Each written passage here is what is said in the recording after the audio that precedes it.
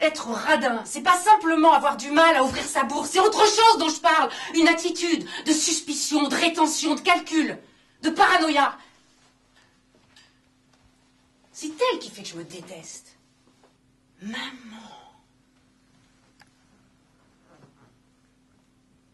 Maman est extrêmement radine pour certaines choses. Par exemple, la nourriture. Elle bannit tout extra, ne jette aucun reste. À cause de la guerre et des petits Chinois. Mais surtout parce qu'on peut très bien composer un dîner de reste et que c'est toujours ça d'économiser. Dès qu'elle nous entend ouvrir le réfrigérateur, elle surgit à l'indiable hors de sa boîte pour nous demander ce qu'on cherche.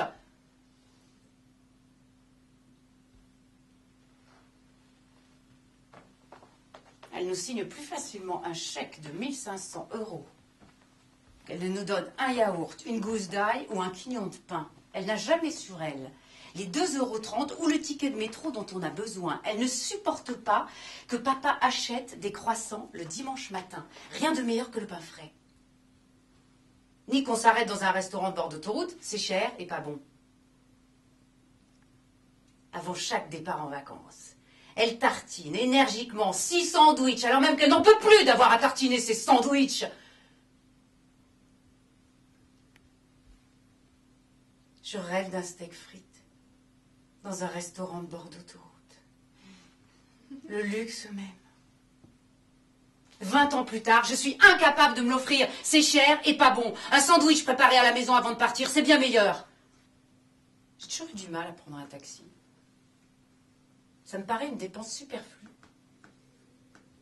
Je préfère marcher des heures, changer 3 fois de bus. Dès que je suis dans un taxi, mes yeux magnétiquement attirés par le compteur suivent le déroulement des chiffres. N'est-il pas truqué? A-t-il fait exprès de prendre cette voie embouteillée? Il accélère, freine brusquement juste avant le feu rouge. Pour ne pas penser, je me dis que je paierai ce qu'il faudra. Je fixe dans ma tête un chiffre important. Je ne regarde plus le compteur.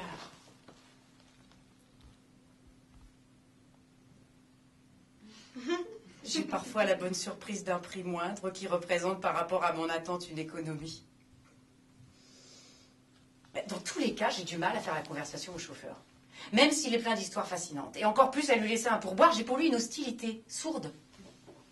Sauf si le tarif de la course est fixé à l'avance. Alors, je peux me détendre.